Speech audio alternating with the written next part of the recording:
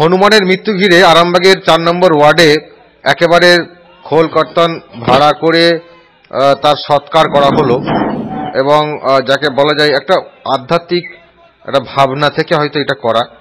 আমরা জানবো বিস্তারিত। আমার সঙ্গে ফোন লাইনে রয়েছে আমাদের প্রতিনিধি সুরাজ আলী খান। সুরাজ, এক্স্যাক্টলি কোন এলাকার ঘটনা এবং কি হলো বলো।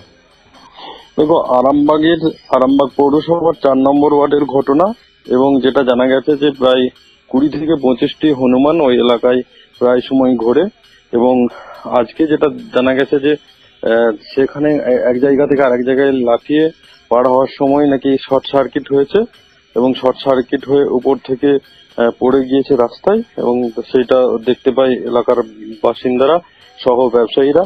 সেখানে তারা প্রথমে গরম জল এবং পরে গরম দুধ খাওয়ানোর চেষ্টা করে, তাকে বাঁচানোর চেষ্টা করে, কিন্তু শেষমেশ তাকে বাঁচানো যায়নি, এবং সেই কারণেই তারা আজকে তার শেষকৃত্য সম্পন্ন করার জন্য খোল করতাল খঞ্জনি ভাড়া করে, এবং হিন্দু রীতি অনুযায়ী তাকে সৎকার করা হয়, যদিও তাকে দ্বারকেশ্বর নদীর তীরে কবর দেওয়া হয় বলে জানা গেছে।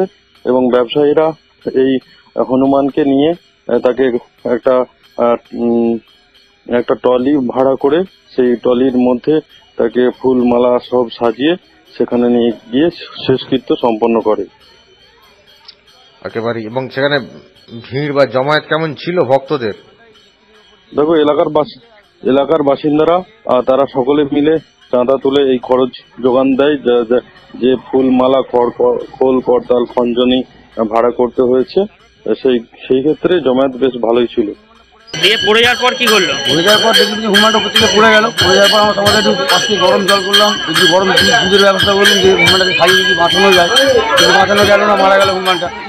এখন কি করবেন? এখন আমরা কি করবো, যে পাশাপাশি থেকে 50 টাকা 5 টাকা করে 20 টাকা করে আমি তুলছি, তুলে হুমানটাকে সস্তার যেন করা যায়, মানে ওকে কবর দিতে হবে। তো আমরা একটা খঞ্জনি ভাড়া করে নিয়ে এসেছি, নিয়ে এখন নিয়ে গিয়ে ওকে কবর দেবো, যে সস্তাটা মানে করা তো উচিত। কোনখানে দেবেন কবর? আমরা এই নদীতেই কবর দিতে হবে। কোন নদীতে? এই দ্বারকেশ্বর নদী। আপনার নাম? রাধাবল্লভ দত্ত। হ্যাঁ, রাধাবল্লভ দত্ত।